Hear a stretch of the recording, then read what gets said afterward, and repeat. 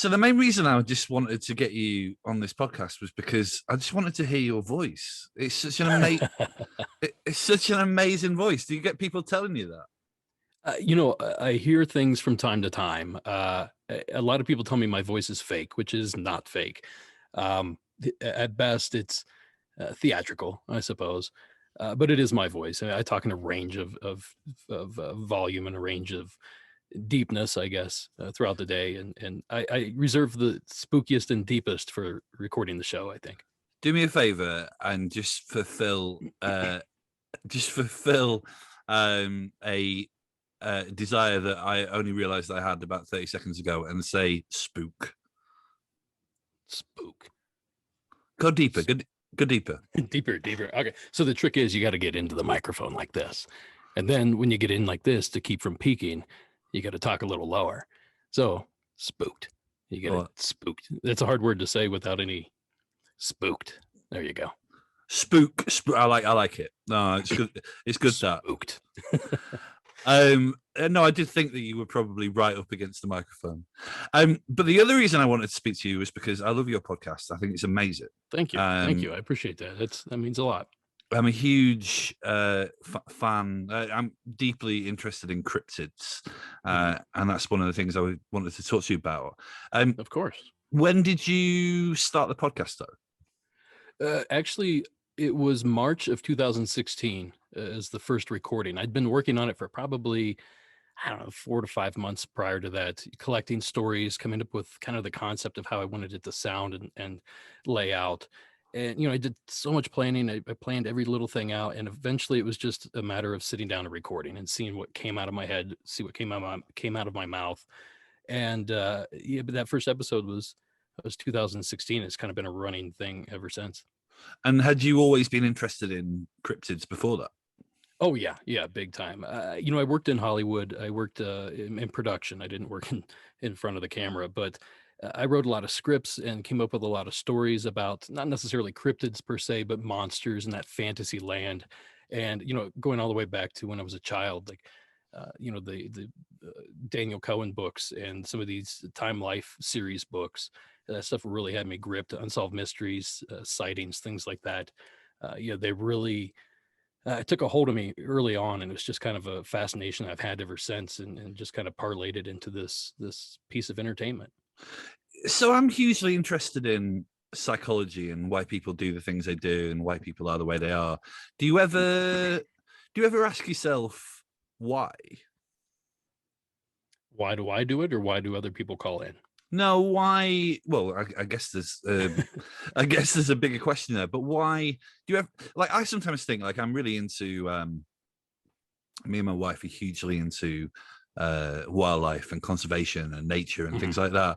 And sometimes when we are maybe at a wildlife park and kind of loved up and looking at animals and thinking, what a crazy world, so much diversity, and then I will go and watch Bigfoot documentaries all through the night. And there's almost part of me that's like, why do I want something that I don't know about? Like when the world is so strange how it is. Where do you think your interest comes from? I think mine comes from the same place that it does for most people. It's just the eagerness to learn, the curiosity about the world around us, what's hidden in the shadows that we're afraid of. Why are we afraid of these shadows? What is it? Something that's, how do I want to say this? Something that's existed for eternities, ingrained in our brain. We're born with this fear of the dark, or this fear of dark places. Or is it that there's something in there that we've grown to be afraid of? That's kind of the mystery I want to get to the bottom of. Why are these people that see things so sure that they saw something supernatural rather than something explained? That's another mystery that I really like to dive into and try to shed some light on. I can't solve any of these, but if I can offer up a piece of information that helps peel back the label just a bit to see what's inside, I feel like I've done a good job. I'm rambling on. I don't know if I answered your question directly or. No, no, totally. I actually wrote a piece for the Face magazine earlier this year about sightings of sightings of what a lot of people refer to as British Bigfoot. I'm very skeptical Mhm. of the existence of British Bigfoot just because of the, just The practical logistics of it, yeah. yeah, such a small country and so on. But I interviewed a woman who had a sighting when she was very young, and this sighting had basically uh, like derailed the way that her life was going, and it had been something that had scared her like all her life, and she had devoted her life to trying to find some answers. But that's kind of tragic in itself. Um, do you think? Do you ever, when people call in, and I want to ask something about that again after this, but when people call in, what do you think the motivation for people calling in is? I think it's different for every person, but there's kind of a handful of major reasons why I think people do it. One is just to get it off their chest. They saw something, they don't know who to tell. The people they did tell usually ridicule them or make fun of them in some way. And they discovered this outlet that they then, excuse me, that they can then share this information with and just kind of air it out. It's a bit of paranormal therapy. I joke about that a lot. I think other reasons are people are just fascinated by it. And, this amazing thing happened to me. I want to share this with people. I want people to know that this thing may be out there. These things may be out there. It's just more of, I have information that the normal person doesn't have, and perhaps I should be sharing this with someone. And then there's the other reason where, sadly, there are some people just searching for attention. I don't think I get that a lot on my show. I think everybody's pretty humble when they report a sighting on the show, particularly. But in general, as far as submissions are concerned across the board, some people are searching for attention. Even if it is a genuine account, they're still searching for attention. So there's a multitude of reasons, and really, it's down to the individual, quite honestly. See, what it made me think of is I listened to a podcast recently. It's a Wondery podcast, so it's kind of irritating in its sheen, but it Sure. was an incredible story about a guy who set up a calling line that was called the Apology Line, and it was Mhm. basically people who were confessing, getting things off their chest, and it just made me think of your podcast, which I've been listening to for years. And when people call in, have you ever been unsettled by something that people have called in with? Oh, of course. Yeah. Yeah. There's a famous, and I talk about this all the time, but there's a famous call that I got one time from a fellow named Jeff in Ohio. I believe it was his name. And essentially, the story was that he was driving past a cemetery with his 3-year-old son in the back seat. And the son just declares out of nowhere, "Look at all those people," pointing toward the cemetery, which ironically was one of those flat stone cemeteries. I'm sure there's a name for it, but essentially, it doesn't have like the atypical tombstone that sticks up out of the ground. It's just a flat panel that has, the writing on it. So you couldn't really tell it was a cemetery, even if he knew what it was. And he talked about how they were all old people, a lot of grandmas in the situation, and it terrified Jeff, obviously, as it would. And it was probably midnight. I was down to my office, which is a pretty creepy space anyway by design. And I heard that story, and I was like, okay. Usually it doesn't get to me, but that for some reason bothered me, and I kind of shut up shop for the night. And that story is now infamous for being the one that made me quit for the night. Jesus, man, I feel Yeah. I feel creeped out on the other side of the pond. Um, have you had experiences yourself? I have a handful, and most of them are fairly, uh, I want to say benign is not the right word, but they're not eventful, except for maybe one or two.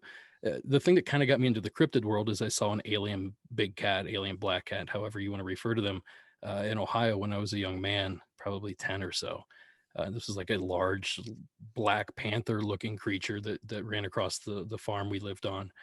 And ever since that day, I kind of realized that was a phenomena, that was a cryptid even back in the late 80s. But it kind of just opened the world to Bigfoot, to Loch Ness Monster, to all these other bigger mysteries.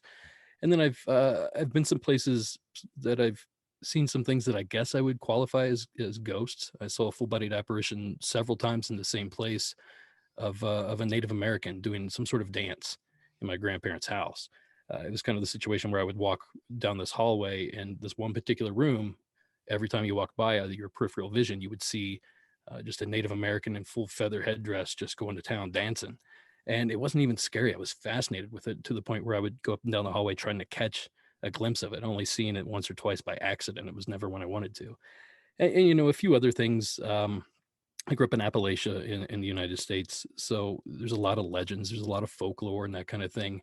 And when you're younger, it's difficult to separate the two. You know, is this a real experience I had, or is this just so much folklore involved here that it feels like a real experience? So sometimes I struggle with that, but I feel like I've been pretty lucky as far as paranormal experiences are concerned.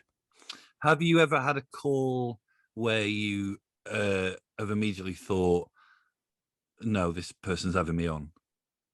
Sure, sure, yeah. You get the occasional prank call, usually from children. I know what number you're calling from, by the way. You can find you. And then I get a few people that, again, I feel like there's some sort of truth to the story, but it wasn't big enough for them. They want it to be a bigger story, so they start adding on things here. Usually, it involves like the Bigfoot's one of the biggest ones. Like I'll hear an encounter that I think, well, this is a pretty credible encounter, but then they start throwing in, oh, we heard wood knocks, we heard whoops, we smelled something terrible. Every single thing that you can think of that's ever been reported in conjunction with Bigfoot is suddenly reported in this case, and that's the red flag for me. In my mind, if you're going to see something as elusive as Sasquatch, if it does exist, you're not going to get the full experience. You're not going to get the smell, the sounds, you know, the footprint, the hair sample, like all this stuff isn't just going to fall together for you. So it's little red flags for me that kind of stick up that let me know this might not be a truthful tale. But that doesn't stop me from playing it. Sometimes that's just as educational as the you know, the really crazy ones that you 100% believe. Yeah, no, totally. It's almost like the more detail, the less credible in a sense, because Sort of, yeah. And I hate to be that way because, and I try not to be, honestly, because it discredits a lot of people that just pay attention. You know, people that like I like to claim to be, that I'm always trying to pay attention to everything around me. And if I were to have an experience and relate it back to you, I would give you tons of detail. So I don't want that to necessarily be a disqualifier, but at the same time, that should be something that you should be aware of at the very least. yeah. I am with you on Alien Big Cats. I unquestionably, you know, in the UK, there was a story when I was growing up about uh, uh, a tiger sighting.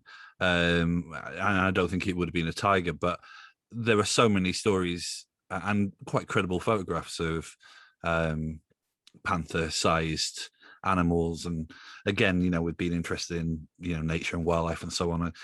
I know that animals have escaped from private collections, and Mhm. it's actually mind blowing to sort of think how many people own these animals. So I've got you know, I'm totally think that's the thing. But is there any is there anything like that that you are convinced that is real? Oh, that's difficult. I don't think I'm convinced that anything is real unless I've, you know, seen it with my own eyes or there's some sort of physical evidence for it. And many of these cryptids fall in the opposite side of that, you know, with the exception of like chupacabra or something. Those are definitely real. Uh, may not know exactly what that is. Is it a coyote? Is it some sort of hybrid? Something completely different, which I doubt, but possible. But then, of course, you have the other end of the spectrum. You know, your fantasy creatures. I guess that's the term people use when describing like Bigfoot and stuff, because there is no evidence of there's no proof of this thing out there necessarily. There is anecdotal evidence. There's you know, stuff, trace evidence, but nobody's brought in a body. Um, so I guess in short, until they bring in the body, that's kind of uh, it's the best way to put that. The it's just a mystery, I guess. In the long run, it's anything to preserve the mystery, but we still want to dig for answers. I don't know if that resonates whatsoever, but Yeah, you kind of. I mean, in a way, would you say that actually um, knowing isn't really the point for you? sure, yeah, yeah, sort of. Of course, I want to get to the bottom. I want to know whether or not each one of these is real. The Fresno Nightcrawlers. Tell me what these things are. I would love to know. But realistically, none of us are going to find out the easy way, at least. So you're right. There's something about the mystery and keeping that mystery alive. And it kind of goes both ways, where you think something, there's no way this can be a real thing. And then there's this little bit of information. There's this one little sighting. And of course, you keep that legend alive by sharing this information. Like if somebody says they saw the Fresno night crawlers, there's what, 2, 3 videos is the only evidence out there. But you get 2, 3, 4, 5 sightings and you start sharing that information. Maybe somebody has a photograph out there. Doesn't necessarily mean that it's real, but certainly could suggest that something could be out there that we've yet to discover. Yeah, I can't stop thinking about the Fresno Nightcrawlers now. I show that video to people all the time, and they just poo-poo it. But I need to know what those things are. Sure, sure. I mean, look how wild and alien these things are, and they're in our neighborhood. I mean, mine almost literally, they're here in the state of California. Uh, so of course you want to know what these things are. You want to know what this strange, unusual thing in our world is that we don't immediately recognize, and that's a red flag to all humans, I think, for us to want to solve that mystery. That could it be danger? You want to eliminate it. Could it be danger? Could it be something we're worried about? That's the curiosity. I think that's where it all comes from. What do your friends and family make of what you do? They're really accepting, weirdly enough, and I've had a lot of experiences with my family. When I saw the alien big cat, I was actually with my little brother. Um, the house that I saw the Native American in was actually in my grandparents' house. So they've kind of been involved for all these experiences. So they, I guess, have the same view I do, which is it may be out there. Let's find out. So they're big fans of the show. They follow my TV show as well. So it's pretty supportive. I've been very lucky there that they didn't think I was kooky. Let's put it that way. Yeah, no, totally. I have to say, Monsters Among Us is my standard falling asleep podcast. So I hear that a lot. yeah, totally. So there are moments where I will wake up in a slight panic and your voice is kind of growling in my ear. So Sorry about that. no, it's fine. No, it's fine. Listen, I think that's everything, Derek. But thanks so much for taking time to talk to me today. Of course, yeah. Thanks for staying up late. keep up the good work. Yeah, I appreciate it, man. Thank you.